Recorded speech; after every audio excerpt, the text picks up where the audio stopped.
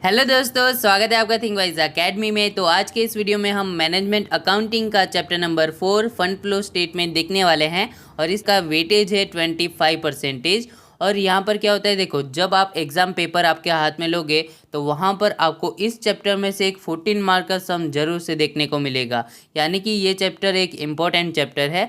But अभी आपको ये जानना होगा कि बाकी चैप्टर का क्या सिलेबस है और क्या वेटेज है। तो उसके लिए आपको सिलेबस चेक करना होगा और सिलेबस की लिंक आपको डिस्क्रिप्शन बॉक्स में मिल जाएगी, आप वहाँ से डाउनलोड कर सकते हैं। बट मैं आपको बता दूं कि वहाँ पर सिर्फ मैनेजमेंट नहीं, BA, BRF, audit, management account, state, English, सारे सब्जेक्ट का सिलेबस मिल जाएगा। तो अभी जाकर आप डाउनलोड कर सकते हैं, लिंक डिस्क्रिप्शन बॉक्स में है। तो चलो अभी हम फिर से हमारे मेन वीडियो पर आ जाते हैं।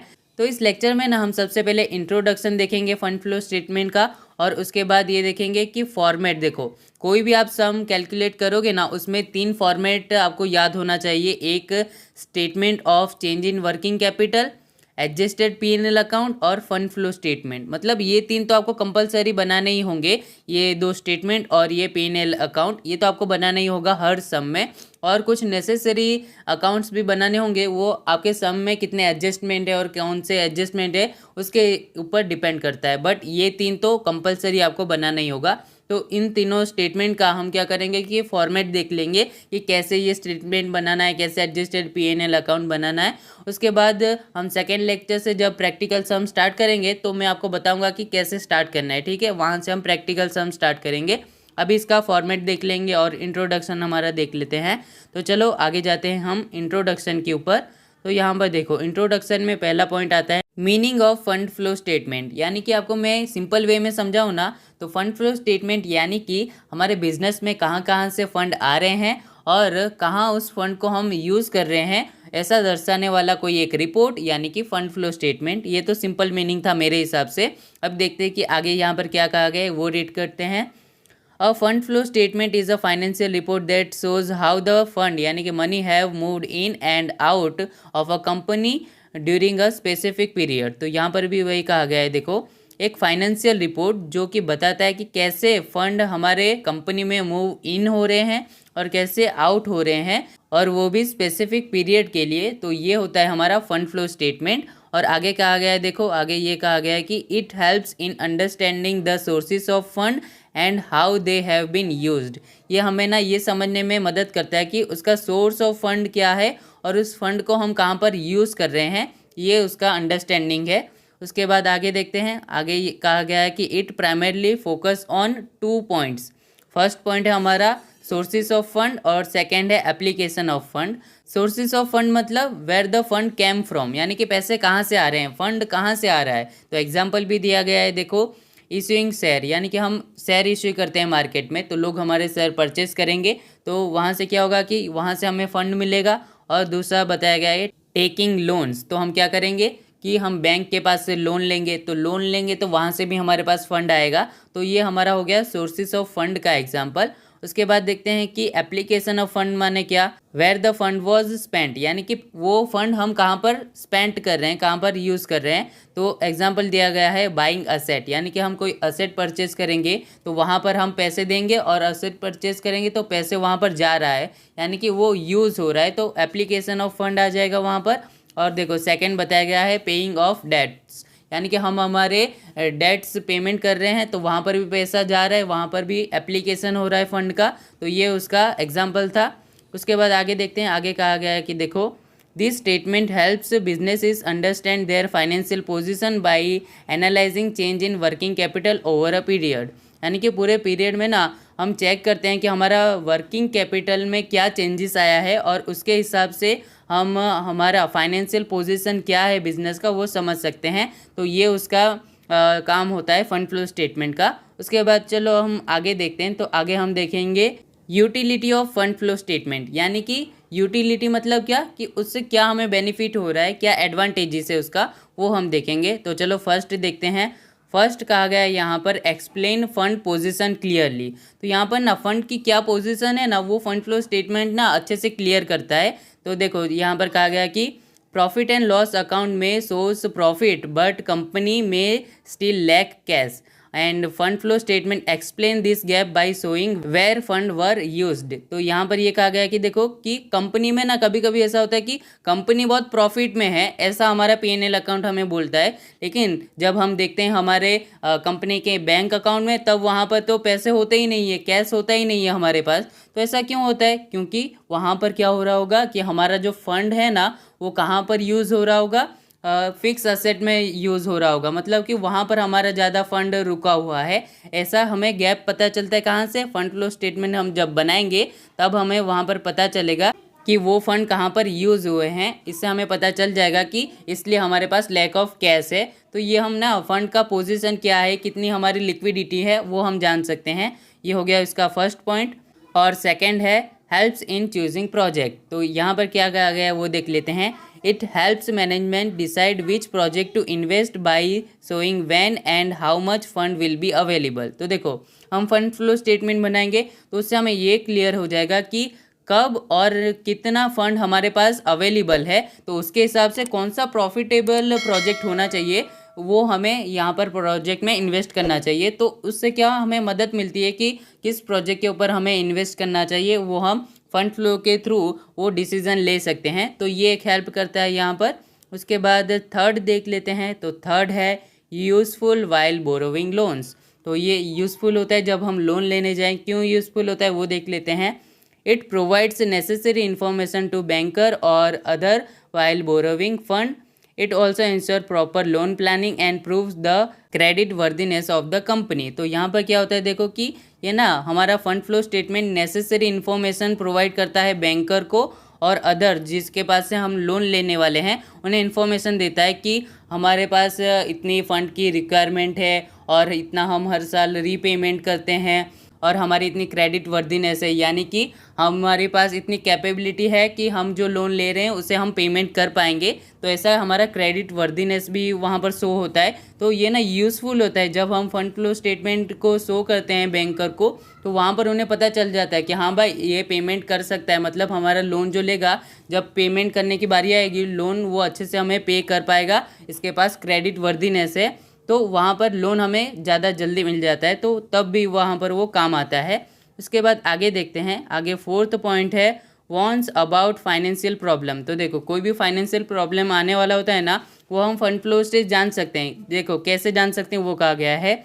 It helps management predict future financial shortage, यानी कि हमारे पास कैश का शॉर्टेज होने वाला है तो वो हमें पहले से ही पता चल जाएगा। तो उसके लिए हमें क्या करना होगा कि कहाँ से फ़ंड अरेंजमेंट करना है वो हम कर पाएंगे। तो वहाँ से फ़ंड अरेंजमेंट करेंगे क्योंकि आगे फ्यूचर में शॉर्टेज होने वाला है, तो हम पहले से प्रिडिक्ट कर लेंगे। उसके हिसाब से हमें तब क्या करना होगा कि कहाँ से फ़ंड हमें रिक्वायर करना है वो हमें जानना होगा और कैसे करना है। तो तब ना पहले ही आप प्रिडिक्ट कर लोगे कि शॉर्टेज होने वाला है आगे, तो आप उससे पहले ही तैयार हो सकते हो। तो ऐसा होता है। और ये देखो एंड अवॉइड फाइनेंशियल क्राइसिस और एम्बेरसमेंट। तो यहाँ पर क्या होता है कि मैनेजमेंट को ना फाइनेंशियल क्राइसिस से, बिजनेस को फाइनेंशियल क्राइसिस से और एम्बेरसमेंट से ना ये अवॉइड रखता है, क्योंकि पहले ही आपको पता चल जाएगा तो उस प्रॉब्लम को आप फिक्स कर दोगे।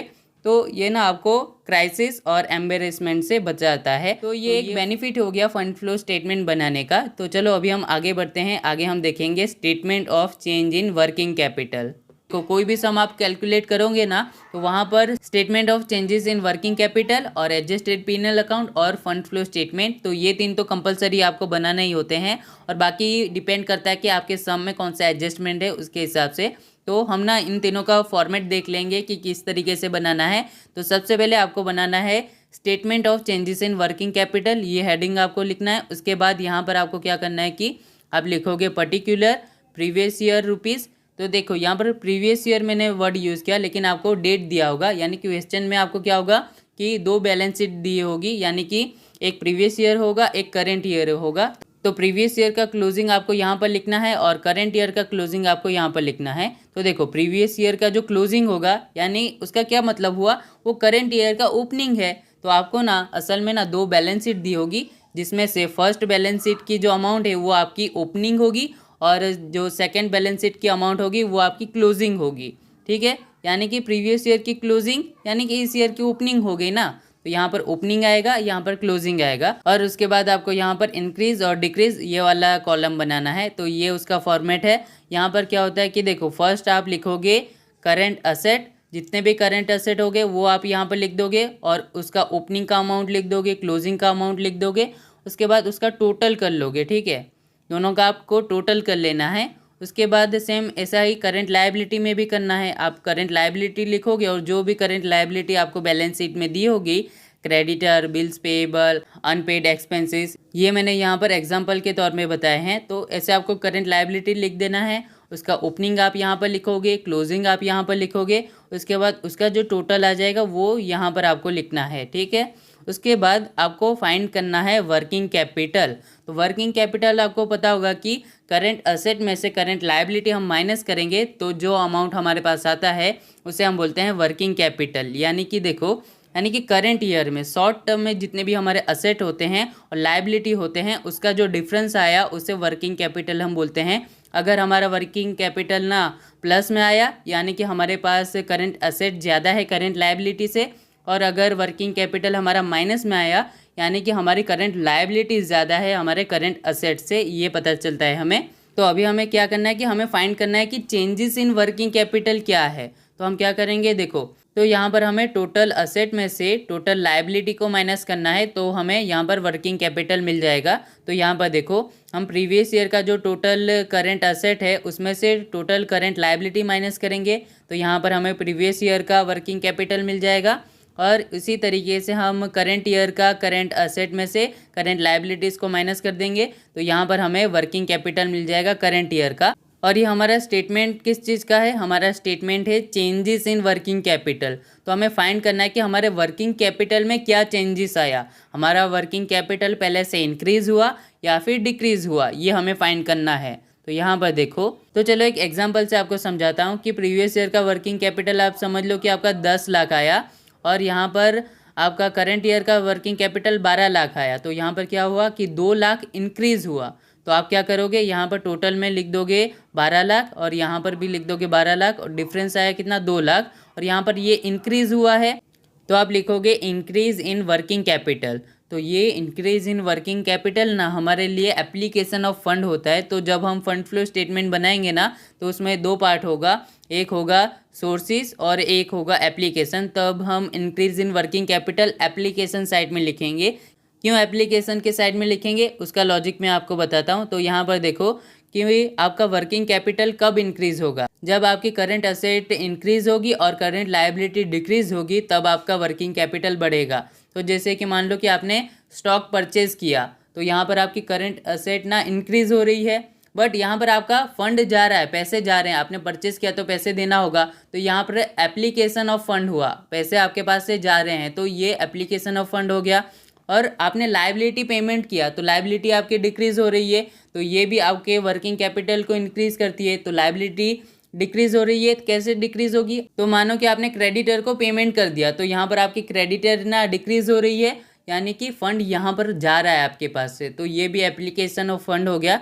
यानी कि वर्किंग कैपिटल आपका जब इंक्रीज़ होता है यानी कि आपका यहाँ पर एप्लीकेशन ऑफ फंड हो रहा है तो इंक्रीज़ होगा, तो वो जाएगा फंड फ्लो स्टेटमेंट में एप्लीकेशन के साइड, ये होता है।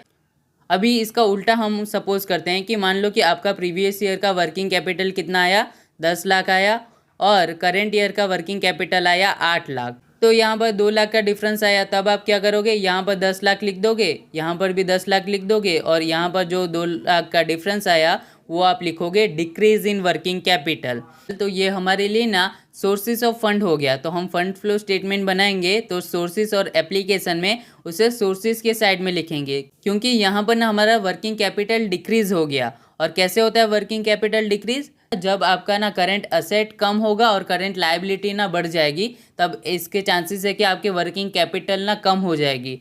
तो मानो कि आपने ना स्टॉक सेल कर दिया, तो यहाँ पर आपने क्या किया कि स्टॉक सेल कर दिया, तो वहाँ पर सेल करने पर आपको फंड मिलेगा, पैसे मिलेंगे, जिससे भी हमने सेल किया वो हमें पैसे देगा। तो यहाँ पर सोर्स ऑफ फंड हो गया ये हमारे लिए, एक हमारे पास बिजनेस में पैसे आ रहे हैं और आपकी करंट लायबिलिटी इंक्रीज हो गई, तब भी आपके लिए ये क्या होता है, सोर्सेस ऑफ फंड होता है। कैसे, तो समझो कि क्रेडिटर आपका ना पहले 5 लाख था, अभी क्या हो गया 7 लाख हो गया। और कैसे 7 लाख हुआ, तो समझो कि आपने ना 2 लाख का कुछ परचेज़ किया जिसका पेमेंट आपने नहीं किया है, पेमेंट करना पड़ता है, लेकिन आपने क्रेडिट में परचेज़ किया तो पेमेंट आप नहीं कर रहे हो, तो वो 2 लाख क्या हुआ, वो आपका सोर्सेस ऑफ फंड हो गया, क्योंकि वो अभी आपको पेमेंट नहीं करना है, तो वो आपके लिए अभी सोर्सेस ऑफ फंड है, वो पैसे आपके बिजनेस में है, तो वो हमारे लिए सोर्सेस ऑफ फंड हो गया।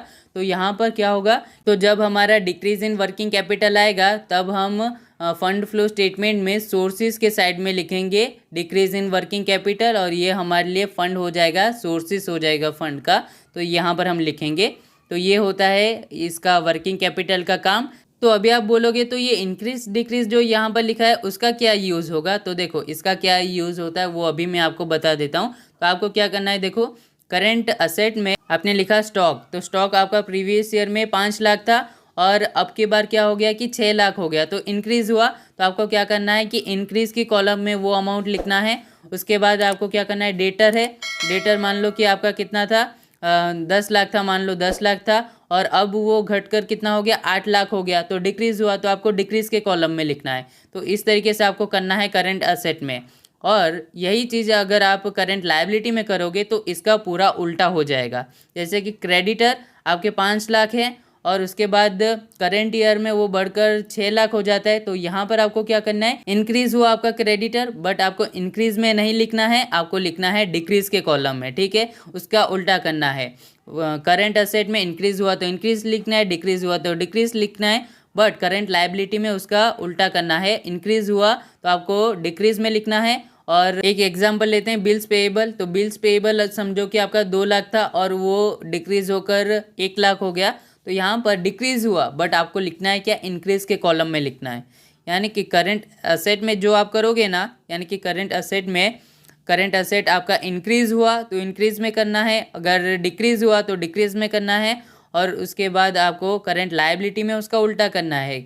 अगर करंट लायबिलिटी आपका ना इंक्रीज हो रहा है तो आपको डिक्रीज के कॉलम में लिखना है, और करंट लायबिलिटी आपका डिक्रीज हो रहा है तो आपको इंक्रीज के कॉलम में लिखना है, ऐसा आपको करना है। उसके बाद आपको क्या करना है, देखो इन दोनों का आपको टोटल करना है, ठीक है, इन दोनों का आप टोटल करोगे तो जिस साइड भी अमाउंट डिफरेंस आ रहा है, समझो कि आपका ना डिक्रीज ज़्यादा आ रहा है, तो उसका टोटल आप क्या करोगे, यहाँ पर टोटल लिख दोगे दोनों साइड में। उसके बाद डिफरेंस जो आ रहा है वो आप यहाँ पर लिखोगे, तो यहाँ पर क्या हुआ, इंक्रीज के साइड में जो डिफरेंस आ रहा है ना, वही डिफरेंस यहाँ पर डिक्रीज इन वर्किंग कैपिटल आप करोगे, तो यहाँ पर जो अमाउंट आ रहा होगा ना वही सेम अमाउंट यहाँ पर आएगा। तो यहाँ पर क्या होगा कि ये अमाउंट और ये अमाउंट आपका सेम आएगा। अगर सेम नहीं आया है तो यानी कि आपने कहीं पर एग्जाम्पल में गलती की है, ये माना जाएगा। और यहाँ पर देखो, और ना ये अगर इंक्रीज़ इन वर्किंग कैपिटल होता है तो इंक्रीज़ की अमाउंट ज़्यादा होगी तो डिफरेंस आएगा आपका डिक्रीज़ के साइड में, और इंक्रीज इन वर्किंग कैपिटल होता है तो यहाँ पर डिफरेंस आता है, तो ये दोनों अमाउंट आपकी सेम आएगी। अगर सेम आई है तो आपका वर्किंग कैपिटल एकदम राइट बना है, करेक्ट बना है, तो ये आप जान सकते हो। इसके लिए आपको ये इंक्रीज एंड डिक्रीज आपको बनाना है, ठीक है। और कई सारे लोग ना यहाँ पर ये गलती करते हैं कि स्टूडेंट्स देखो, यहाँ पर आपने करंट असेट लिखा सारे और उसका टोटल किया, और यहाँ पर भी करंट असेट लिखा सारे और यहाँ पर टोटल किया, तो वो क्या करते हैं कि यहाँ पर जो इंक्रीज़ के कॉलम में जो भी अमाउंट लिखते हैं ना उसका भी टोटल यहाँ पर कर देते हैं, और डिक्रीज़ के कॉलम में जो लिखते हैं उसका भी टोटल यहाँ पर कर देते हैं। लेकिन ऐसी गलती आपको नहीं करना है। देखो यहाँ पर जो भी आप अमाउंट लिखोगे इंक्रीज़ में या फिर डिक्रीज़ में, जो भी अमाउंट आएगा उसका टोटल सबसे लास्ट में आपको करना है, ठीक है, सबसे लास्ट में टोटल करना है। उसके बाद डिफरेंस जहाँ पर आ रहा होगा वो डिफरेंस आपको लिखना है, ऐसा आपको करना है, ठीक है। तो ये हो गया हमारा वर्किंग कैपिटल। इस तरीके से आपको बनाना है statement of changes in working capital. तो इसके बाद हम आगे बढ़ते हैं, तो आगे देखते हैं। तो देखो आगे भी यही आपको कहा गया है कि the effect of change in current asset and current liability on working capital is given below. तो यहाँ पर देखो वही कहा गया है कि करंट असेट आपका इंक्रीज हो रहा है तो आप इंक्रीज के कॉलम में लिखोगे, अगर करंट असेट डिक्रीज हो रहा है तो डिक्रीज के कॉलम में लिखोगे, और करंट लायबिलिटी में उसका उल्टा हो जाएगा। करंट लायबिलिटी अगर आपका इंक्रीज होगा तो उसे आपको डिक्रीज करना है, और करंट लायबिलिटी अगर आपका डिक्रीज होगा तो उसे इंक्रीज के कॉलम में लिखना है, ऐसा आपको करना है। और ऐसा क्यों होता है पता है, क्योंकि आपका जो करंट लायबिलिटी है ना वो आप यहाँ पर प्लस नहीं करने वाले हो, आप करंट असेट में से वो चीज़ माइनस करने वाले हो, तो उसका ना उल्टा एंट्री आपको देना होगा। जैसे कि इंक्रीज हुआ करंट लायबिलिटी तो आपको डिक्रीज करना है, और डिक्रीज इन करंट लायबिलिटी आया तो आपको इंक्रीज करना है, जो कि हमने पहले ही आपको समझा दिया है, ठीक है। तो ये हो गया। उसके बाद आगे जाते हैं, तो आगे देखो, आगे यहाँ पर कहा गया है कि change in working capital will effect fund in following manner. तो यहाँ पर देखो, अगर आपका इंक्रीज इन वर्किंग कैपिटल होगा तो आप क्या करोगे कि जब आप फंड फ्लो स्टेटमेंट बनाओगे उसे एप्लीकेशन ऑफ फंड में लिखोगे, और डिक्रीज इन वर्किंग कैपिटल होगा तो उसे आप सोर्सेज ऑफ फंड में लिखोगे, जो कि मैंने आपको पहले ही समझा दिया है। उसके बाद देखो एक इम्पॉर्टेंट पॉइंट यहाँ पर आता है, देखो other important points to remember. तो यहाँ पर एक पॉइंट है हमारा प्रोविज़न फॉर टैक्सेशन और दूसरा पॉइंट है हमारा प्रपोज डिविडेंड। तो प्रोविज़न फॉर टैक्सेशन और प्रपोज डिविडेंड आपको पता होगा कि ये हमारी ना करेंट लायबिलिटी है, बट यहाँ पर क्या करना है कि इस पॉइंट को आपको फॉलो करना है, उसे as a current liability consider नहीं करना है, आपको ये पॉइंट फॉलो करना है। फर्स्ट है हमारा प्रोविज़न फॉर टैक्सेशन में, if provision of tax is given only in balance sheet consider it current liability, यानी कि अगर ओनली इन बैलेंस शीट में दिया गया है आपको प्रोविज़न फॉर टैक्स, तो आपको क्या करना है, करेंट लायबिलिटी, जो यहाँ पर हम लिखते हैं करेंट लायबिलिटी, यहाँ पर आपको प्लस करना है प्रोविज़न फॉर टैक्सेशन, उसे करेंट लायबिलिटी की तरह ट्रीट करना है, ठीक है। उसके बाद सेकंड पॉइंट हम देख लेते हैं। सेकंड पॉइंट है कि if provision for tax is given in balance sheet and any adjustment is given regarding it, then prepare a separate account for it and do not consider it as a current liability. यहाँ पर ये कहा गया है कि अगर आपको ये provision for tax balance sheet में भी दिया गया है और उसके रिगार्डिंग कोई एडजस्टमेंट भी आपको दिया गया है, तब आपको ना इसे करेंट लायबिलिटी, यानी कि यहाँ पर जो है ना उस करेंट लायबिलिटी में प्लस नहीं करना है, आपको क्या करना है कि यहाँ पर उसे एक सेपरेट अकाउंट बनाकर उसे आपको ट्रीट करना है, करेंट लायबिलिटी की तरह ट्रीट नहीं करना है, ठीक है। ऐसा यहाँ पर कहा गया है। उसके बाद आगे देखो, आगे है एक हमारा पॉइंट है प्रपोज डिविडेंड। ये भी हमारी एक करंट लायबिलिटी है, लेकिन हम क्या करेंगे, इसे करंट लायबिलिटी की तरह वहाँ पर वर्किंग कैपिटल में नहीं बताएंगे। हम क्या करेंगे, इसका जो पास्ट ईयर का होगा ना, प्रीवियस ईयर का जो प्रपोज डिविडेंड होगा उसे हम पेड कर देंगे, पेमेंट कर देंगे, क्योंकि देखो हमने प्रपोज डिविडेंड इसलिए रखा है कि लास्ट में हम इतना डिविडेंड हमारे शेयर होल्डर को, डिबेंचर होल्डर को देंगे, तो हम क्या करेंगे, उन्हें दे देते हैं, तो यहाँ पर पेड कर देते हैं हम। तो यहाँ पर क्या होगा, वो एप्लीकेशन ऑफ फंड हो जाएगा, यहाँ पर हमारे पैसे जा रहे हैं तो वो एप्लीकेशन ऑफ फंड में लिखेंगे हम। और उसके बाद देखो जो करंट ईयर का हमारा प्रपोज डिविडेंड है ना, उसे हमें फिर से प्रोविज़न रखना है कि हम लास्ट में at the end of the year हम पेमेंट कर देंगे। इसके लिए हम यहाँ पर क्या करेंगे, उससे प्रोविज़न रखेंगे। तो प्रोविज़न आपको पता होगा हम कहाँ पर लिखते हैं, debit side of PNL account. तो हम एडजस्टेड पीएनएल अकाउंट बनाएंगे तब उसे डेबिट साइड में लिख देंगे, ठीक है। इसकी ये एंट्री आती है और इसको आपको यहाँ पर करेंट लायबिलिटी में कैलकुलेट नहीं करना है, भले ही आपको क्वेश्चन में करंट लायबिलिटी में दिया होगा, क्योंकि ये एक करंट लायबिलिटी ही है हमारी, लेकिन यहाँ पर करंट लायबिलिटी में इन दोनों को हमें कंसीडर नहीं करना है, ठीक है। तो चलो अभी हम एडजस्टेड पीएनएल अकाउंट का फॉर्मेट देख लेते हैं। तो देखो एडजस्टेड पीएनएल अकाउंट, लेकिन अभी आप बोलोगे पीएनएल अकाउंट तो हम जानते हैं, लेकिन ये एडजस्टेड पीएनएल अकाउंट क्या होता है। तो यहाँ पर देखो ये पीएनएल अकाउंट के तरह ही आपको बनाना है, लेकिन हमें फाइंड करना है कि कितना ऐसा प्रॉफिट है जो एज अ हमारे पास फंड पड़ा हुआ है, तो वो फंड हमारा क्या हो जाएगा, सोर्सेज ऑफ फंड हो जाएगा। तो वो हमें फाइंड करना है। तो वो हम कैसे फाइंड करेंगे, तो यहाँ पर देखो आप पीएनएल अकाउंट कैसे बनाते थे कि आप यहाँ पर क्या लिखते थे, ओपनिंग में ग्रॉस प्रॉफिट लिखते थे और उसके बाद सारे जितने भी इनकम होते थे वो क्रेडिट साइड में लिखते थे, और जितने भी ना एक्सपेंसेस होते थे, लॉस होता था, वो डेबिट साइड में आप लिखते थे। और उसके बाद यहाँ पर क्या करते थे आप, इसका टोटल करते थे आप, और यहाँ पर टोटल जो आता था, यहाँ पर जो टोटल आता था वो आप यहाँ पर लिखते थे। उसके बाद ये सारे अमाउंट को जो हमने यहाँ पर डेबिट साइड में लिखा है वो माइनस करते थे, तब यहाँ पर आपको क्या मिलता था, नेट प्रॉफिट। नेट प्रॉफिट आपको मिलता था, और ये था हमारा पीएनएल अकाउंट। तो अभी आपको एडजस्टेड पीएनएल अकाउंट में क्या करना है कि सेम पीएनएल अकाउंट की तरह ही करना है। आपको क्या करना है कि यहाँ पर सारे इनकम लिख दोगे आप क्रेडिट साइड में, और डेबिट साइड में सारे लॉस एंड एक्सपेंसेस लिख दोगे, ठीक है। यहाँ पर प्रॉफिट और इनकम, यहाँ पर लॉस एंड एक्सपेंसेस सब लिख दोगे। और यहाँ पर क्या करना है कि आपको पीएनएल अकाउंट दिया होगा लायबिलिटी साइड में, ज़्यादातर आपको लायबिलिटी साइड में ही पीएनएल दिया होगा।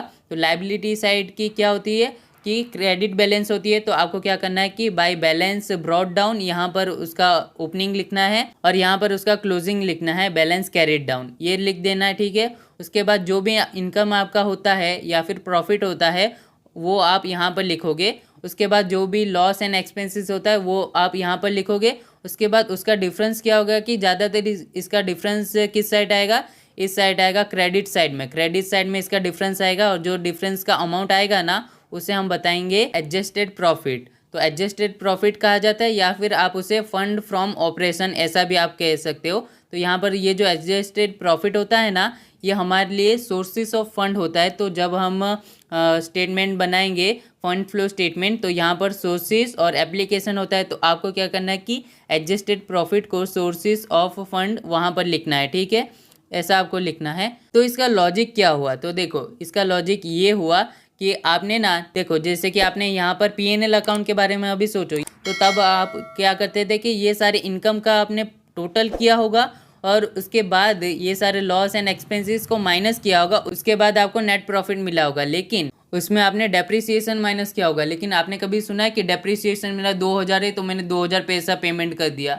नहीं भाई, डेप्रिसिएशन हमारा लॉस है, बट उसमें ना क्या होता है कि हमें पेमेंट नहीं करना होता, हमारे पास से कैश जाता नहीं है कहीं पर। नॉन कैश एक्सपेंसेस जो होते हैं वो भी हमने वहाँ पर माइनस किया है, लेकिन हमें किसी को पेमेंट करना नहीं होता है। तो जो नॉन कैश एक्सपेंसेस है वो हमने जो माइनस किया है ना वो सब यहाँ पर फिर से प्लस करना पड़ेगा हमें, क्योंकि वहाँ पर हमारा क्या हो रहा है कि फंड कहीं पर जा नहीं रहा है, हमारा पैसा कहीं पर जा नहीं रहा, तो वो हमें प्लस करना होगा। Goodwill, return of, discount on debenture और ये सब जो हम रिटर्न ऑफ करते हैं, इंटेंजिबल असेट और फिक्टिशियस असेट को हम रिटर्न ऑफ कर देते हैं। बट क्या वो इतना अमाउंट हमें किसी को देना पड़ता है? फंड हमारे कंपनी से जाता है, नहीं जाता है ना। तो हमने वहाँ पर पीएनएल अकाउंट में से तो माइनस कर दिया, तो वहाँ पर माइनस नहीं करना है, वो हमारे लिए फ़ंड है, हमारे कंपनी से कहीं गया नहीं है, तो उसे हमें यहाँ पर प्लस करना होता है। और जो नॉन ऑपरेटिंग इनकम होते हैं उसे भी हमें वहाँ पर क्या करते हैं कि माइनस कर देते हैं। तो उन सभी नॉन ऑपरेटिंग इनकम को भी यहाँ पर प्लस करना है। तो यहाँ पर देखो जैसे कि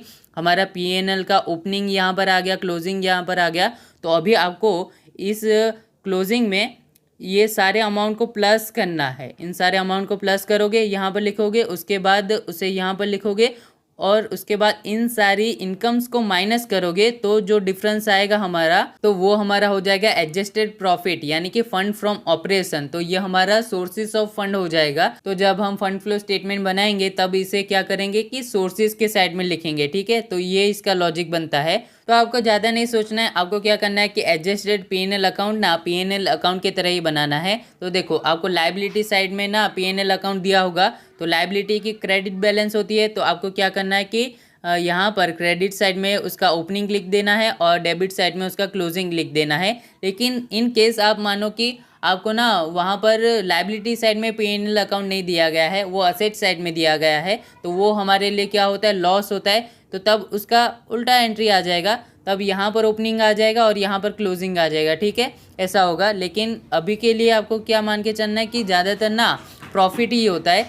तो आपको ऐसा मान के चलना है कि लायबिलिटी साइड में दिया गया है तो वो हमारे लिए क्रेडिट बैलेंस होता है, उसकी ओपनिंग। तो यहाँ पर ओपनिंग, यहाँ पर क्लोजिंग लिख देंगे और जितने भी लॉस एंड एक्सपेंसेस आते हैं वो यहाँ पर आप लिख दोगे और जितना भी इनकम और प्रॉफिट होता है वो आप यहाँ पर लिख दोगे और डिफरेंस ज़्यादातर आपका इस साइड ही आएगा। तो वो हो जाएगा हमारे लिए फंड फ्रॉम ऑपरेशन या फिर एडजस्टेड प्रॉफिट, ये हो जाएगा। ये हम क्या करेंगे, इसकी क्रॉस एंट्री जाएगी हमारी कहाँ, फंड फ्लो स्टेटमेंट में सोर्सेस ऑफ फंड में जाएगा, ठीक है, ये हो गया।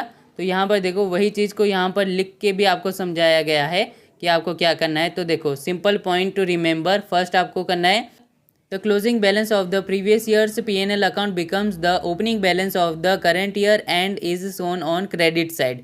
तो यहाँ पर ये कहा गया कि देखो प्रीवियस ईयर का जो पीएनएल अकाउंट होगा वो ना उसका क्लोजिंग हमारे लिए करंट ईयर के लिए क्या बन जाएगा, वो ओपनिंग बन जाएगा। तो आपको यहाँ पर प्रीवियस ईयर का जो क्लोजिंग होगा वो यहाँ पर आपको बताना है क्रेडिट साइड में, वही आपको यहाँ पर कहा गया है। उसके बाद आगे देखो सेकेंड पॉइंट में कहा गया कि the closing balance of the current year's PNL account is shown on the debit side. तो यहाँ पर ये कहा गया कि जो क्लोजिंग बैलेंस होगा उसे आप डेबिट साइड में लिखोगे, ठीक है, ये आपको कहा गया है। उसके बाद कहा गया कि डेबिट साइड आइटम, तो डेबिट साइड में कौन से आइटम आएंगे वो कहा गया है कि non cash expenses like depreciation, goodwill return of, preliminary expenses return of. तो यहाँ पर देखो डेप्रिसिएशन, किसी को कैश नहीं दे रहे हम, तो कैश ट्रांजैक्शन नहीं है, पैसे हमारे पास से जा नहीं रहे हैं, तो ये नॉन कैश जितने भी एक्सपेंसेस है उसे आपको डेबिट साइड में लिखना है। और गुडविल रिटर्न ऑफ ये भी, और प्रिलिमिनरी एक्सपेंस, तो ये भी क्या होता है कि पैसे किसी को हमें पेमेंट नहीं करना होता है, तो इसमें कैश इन्वॉल्व नहीं है, लेकिन ये हमारे लिए एक एक्सपेंस होता है, लॉस होता है, तो यहाँ पर क्या करेंगे, ये नॉन कैश एक्सपेंसेस है तो इसे भी हम डेबिट साइड में लिखेंगे। उसके बाद देखो कि appropriation of profit like dividend, उसमें दोनों आ गया, इंटरिम डिविडेंड और प्रपोज डिविडेंड। यानी कि इंटरिम मतलब साल के बीच में जो डिविडेंड देते हैं, और प्रपोज डिविडेंड यानी कि जो एंड के लिए हम फाइनल डिविडेंड रखते हैं वो यहाँ पर आएगा। और कहा गया कि and amount transfer to reserve, तो यहाँ पर जो भी अमाउंट हम रिजर्व में रखने वाले हैं जैसे कि जनरल रिजर्व, कैपिटल रिजर्व, वो सब भी यहाँ पर आपको डेबिट साइड में लिखना है। और एप्रोप्रिएशन ऑफ प्रॉफिट मतलब कि जो हमारा प्रॉफिट आएगा जो हम डिस्ट्रीब्यूट करते हैं, जैसे कि हमारे शेयर होल्डर को डिविडेंड देना हुआ, प्रेफरेंस शेयर होल्डर को डिविडेंड देना हुआ, या फिर इंटरेस्ट देना हुआ हमारे डिबेंचर्स को, तो यहाँ पर क्या होगा कि वो जो इंटरिम डिविडेंड और प्रपोज डिविडेंड आएगा तो वो हम डिस्ट्रीब्यूट कर रहे हैं शेयर होल्डर को, तो वो हमारे लिए एक्सपेंस होगा, तो वो भी हम कहाँ पर बताएंगे, P&L अकाउंट के डेबिट साइड में बताएंगे, ठीक है।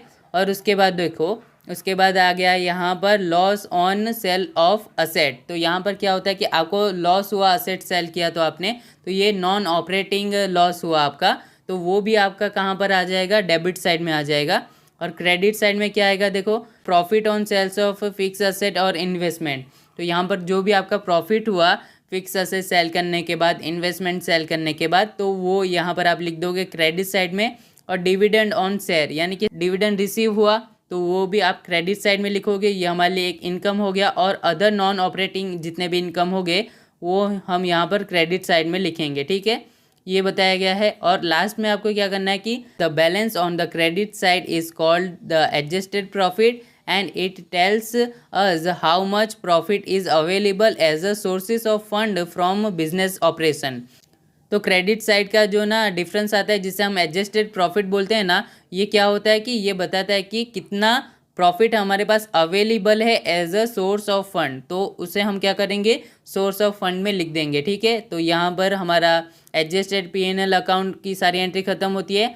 उसके बाद आगे जाते हैं हम, तो अभी सबसे इजी फंड फ्लो स्टेटमेंट हम देखते हैं। तो सबसे पहले आपको फंड फ्लो स्टेटमेंट का हेडिंग लिखना है और उसका फॉर्मेट इस तरीके से बनाना है कि इस तरफ आपको लिखना है सोर्स ऑफ फंड और रुपीज़, और इस तरफ आपको लिखना है एप्लीकेशन ऑफ फंड और रुपीज़। और आप ना डायरेक्ट ऐसा भी लिख सकते हो सोर्सेज और एप्लीकेशन, ऐसा भी आप लिख सकते हो, लेकिन मैंने पूरा लिखा है सोर्सेज ऑफ फंड और एप्लीकेशन ऑफ फंड। तो यहाँ पर क्या करना है कि देखो कहीं से भी आपको ना फंड मिल रहा है, पैसे रिसीव हो रहे हैं, तो यहाँ पर आपको क्या करना है कि सोर्स ऑफ फंड में उसे लिख देना है। और कहीं पर भी आपको पेमेंट करना पड़ता है, पैसे आपके पास से जा रहे हैं, तो वहाँ पर क्या करना है कि एप्लीकेशन ऑफ फंड में उसे लिख देना है, ठीक है। आपको बस यही चीज़ याद रखना है कि पैसे आपके पास आए सोर्स ऑफ फंड, पैसे आपके पास से गए एप्लीकेशन ऑफ फंड। तो ये फॉर्मेट ना सबसे ईजी है याद रखने को। तो अभी हम क्या करेंगे, एक एक अमाउंट को देख लेते हैं। चलो देखो, डिक्रीज इन वर्किंग कैपिटल, तो डिक्रीज हुआ आपका वर्किंग कैपिटल, जो आपने चेंजेस इन वर्किंग कैपिटल बनाया था तो डिक्रीज हुआ, तो वो सोर्स ऑफ फंड हो जाएगा आपके लिए, जो कि मैंने पहले ही डिस्कस कर दिया है। तो वो यहाँ पर आ जाएगा क्या, सोर्सेस ऑफ फंड में। और अगर इंक्रीज हुआ होगा वर्किंग कैपिटल आपका, तो वो हो जाएगा आपके लिए एप्लीकेशन ऑफ फंड, जो कि हमने पहले डिस्कस कर लिया है जब हम चेंजेस इन वर्किंग कैपिटल बना रहे थे, तो ये एप्लीकेशन में आ जाएगा। उसके बाद P&L में देखो, P&L का जो ये एडजस्टेड प्रॉफिट है वो भी हमारे लिए सोर्स ऑफ फंड हो जाएगा, तो इसकी cross entry source of fund में हम यहाँ पर देंगे। तो यहाँ पर देखो सोर्स ऑफ फंड में हमने लिख दिया है एडजस्टेड प्रॉफिट। और उसी तरीके से बाकी सारे आइटम भी देख लेते हैं। तो देखो इश्यू ऑफ शेयर, तो आप शेयर इश्यू करोगे तो यहाँ पर क्या होगा, आपके पास पैसे आएंगे, लोग आपके शेयर्स को परचेस करेंगे, तो पैसे आपके पास आएंगे, तो वो सोर्सेज ऑफ फंड में आ जाएगा। और इश्यू ऑफ डिबेंचर, डिबेंचर आप इशू करोगे, वहाँ से भी आपको पैसे मिलेंगे, तो वो हो जाएगा सोर्स ऑफ फंड। और आप क्या करोगे, असेट को सेल कर दोगे, कोई भी असेट आप सेल करोगे तो क्या होगा, आपको पैसे मिलेंगे और आपका असेट जाएगा और आपके पास फंड आएगा, तो फंड आया तो वो क्या हो जाएगा, सोर्सेज ऑफ फंड हो जाएगा। और सेल्स ऑफ इन्वेस्टमेंट वो भी सेम हो जाएगा, आपने इन्वेस्टमेंट सेल किया तो वहाँ से पैसे आ रहे हैं, तो वो भी आपके लिए हो जाएगा सोर्सेज ऑफ फंड। लोन आपने कहीं से लिया तो वो भी आपके पास फंड आ रहा है, तो वो भी सोर्सेज ऑफ फंड हो जाएगा। उसके बाद एप्लीकेशन ऑफ फंड देखते हैं। तो देखो यहाँ पर इंक्रीज इन वर्किंग कैपिटल ये तो आ गया। उसके बाद रिडम्पशन ऑफ शेयर, यानी कि जो आपने शेयर इश्यू किया था वो आप क्या कर रहे हो कि रिडीम कर रहे हो। तो रिडम्पशन ऑफ शेयर यानी कि आपको पैसे वापस करने होंगे शेयर होल्डर को। तो यहाँ पर क्या होगा कि आपके पास से पैसे जा रहे हैं, आप उन्हें पेमेंट कर रहे हो, रिडीम कर रहे हो, तो वो क्या हो जाएगा, एप्लीकेशन ऑफ फंड हो जाएगा। उसी तरीके से रिडम्पशन ऑफ डिबेंचर, ये भी एप्लीकेशन ऑफ फंड हो जाएगा। परचेज ऑफ असेट, तो परचेज करोगे आप असेट तो पैसे आपको देने होंगे। तो यहाँ पर क्या होगा, पैसे आपके जा रहे हैं तो ये भी हो जाएगा एप्लीकेशन ऑफ फंड। और उसके बाद purchase of investment, investment purchase करोगे तो भी आपको पैसे देना होगा, तो वो हो जाएगा एप्लीकेशन ऑफ फंड। उसके बाद पेमेंट ऑफ डिविडेंड, यानी कि डिविडेंड आप पेमेंट करोगे, पैसे आपके पास से जा रहे हैं, तो ये भी एप्लीकेशन ऑफ फंड। और पेमेंट ऑफ लोन, लोन जो आपने लिया था उसको आप पेमेंट कर रहे हो, उसका इंस्टॉलमेंट पे कर रहे हो, तो यहाँ पर क्या हो जाएगा कि वो भी एप्लीकेशन ऑफ फंड हो जाएगा। ठीक है। उसके बाद आपको ना टैक्स पेमेंट करना होगा, तो टैक्स आप पे कर रहे हो, पैसे आपके पास से जा रहे हैं, तो वो भी एप्लीकेशन ऑफ फंड हो जाएगा। ठीक है। उसके बाद आपको लास्ट में टोटल करना है, तो टोटल दोनों साइड का सेम आ जाएगा और यहाँ पर हमारा सम कैलकुलेट हो जाएगा। ठीक है। तो दोनों साइड सेम आंसर आ जाएगा। तो ये होता है फंड फ्लो स्टेटमेंट, जो कि सबसे ईजी है। पैसे कहीं से भी आ रहे हैं उसे सोर्स ऑफ फंड में लिख दो, और पैसे कहीं पर भी पेमेंट कर रहे हो तो उसे एप्लीकेशन ऑफ फंड में लिख दो। ठीक है। और यहाँ पर देखो, याद रखने के लिए सिंपल पॉइंट आपको दिया गया है कि सिंपल पॉइंट्स टू रिमेंबर। तो यहाँ पर सिंपल पॉइंट बताया गया है सोर्सेस ऑफ फंड में कि money coming into the business, यानी कि मनी ना हमारे बिजनेस में आ रहा है। तो इसको आपको ऐसे ही याद रखना है कि वेयर डिड द मनी, यानी कि fund, where did the fund come from, यानी कि पैसे कहाँ से आ रहे हैं, फंड कहाँ से आ रहा है, वो आपको याद रखना है। जैसे कि आपने शेयर इश्यू किया, डिबेंचर इश्यू किया, तो वहाँ से पैसे आ रहे हैं। सेल्स ऑफ असेट किया, सेल्स ऑफ इन्वेस्टमेंट किया, तो वहाँ से पैसे आ रहे हैं। उसके बाद आपने लोन लिया तो वहाँ से पैसे आ रहे हैं। तो ये हमारा क्या हो जाएगा, सोर्सेस ऑफ फंड हो जाएगा। ठीक है, क्योंकि यहाँ से हमें पैसे आ रहे हैं। तो उसके बाद एप्लीकेशन ऑफ फंड, तो एप्लीकेशन मतलब क्या, money going out of the business. तो यहाँ पर आपको ये याद रखना है कि उसके बाद एप्लीकेशन ऑफ फंड, तो यहाँ पर क्या होता है कि money going out of the business. तो आपको यहाँ पर याद रखना है कि वेयर डिड द मनी, यानी कि वेयर डिड द फंड गो, यानी कि पैसे और फंड कहाँ पर जा रहे हैं, ये आपको याद रखना है। जैसे कि इंक्रीज इन वर्किंग कैपिटल हो गया, रिडम्पशन ऑफ शेयर हो गया, डिबेंचर हो गया, परचेस ऑफ असेट हो गया, इन्वेस्टमेंट हो गया, पेमेंट ऑफ टैक्स हो गया, डिविडेंड एंड लोन का पेमेंट हो गया। तो यहाँ पर पेमेंट कर रहे तो पैसे हमारे पास से जा रहे हैं, तो वो एप्लीकेशन ऑफ फंड आ जाएगा, जो कि मैंने आपको पहले ही यहाँ पर समझा दिया है। तो वही वहाँ पर आपको ऐसे याद रखने को कहा है कि कहाँ कहाँ से फंड आ रहे हैं, तो उसे आपको याद रखना है सोर्स ऑफ फंड, और कहाँ कहाँ पैसे हम यूज़ कर रहे हैं तो और जा रहे हैं पैसे, तो उसे याद रखना है आपको एप्लीकेशन ऑफ फंड। ये आपको बताया गया है यहाँ पर। तो हमने इस लेक्चर में introduction of fund flow statement देखा, उसके बाद format of statement in changes in working capital देखा, एडजस्टेड पीएनएल अकाउंट का फॉर्मेट देखा, फंड फ्लो स्टेटमेंट का फॉर्मेट देखा। तो इतना हमने यहाँ पर क्लियर कर दिया है। उसके बाद सेकेंड लेक्चर से हम प्रैक्टिकल सम कैलकुलेट करना स्टार्ट कर रहे हैं। तो जब आप कैलकुलेट करोगे ना सम, तो आपको और इजीली और अच्छे से समझ आएगा कि कैसे फंड फ्लो स्टेटमेंट का एग्जाम्पल कैलकुलेट करना है। भले अभी आपको थोड़ा बहुत ऐसा लगा होगा कि समझ नहीं आया, तो आप फिर से इस वीडियो को देखना, या फिर जब आप सेकेंड लेक्चर में देखोगे ना हम सम कैलकुलेट कर रहे होंगे, तो तब आपको अच्छे से समझ आएगा कि कैसे क्या गिनना है। ठीक है। तो अभी हम मिलते हैं सेकेंड लेक्चर में। ये लेक्चर आपको अच्छा लगा हो तो वीडियो को लाइक करना, अपने फ्रेंड्स के साथ शेयर करना, और चैनल पर नए हो तो सब्सक्राइब कर लेना। तो मिलते हैं अगले वीडियो में। Thank you.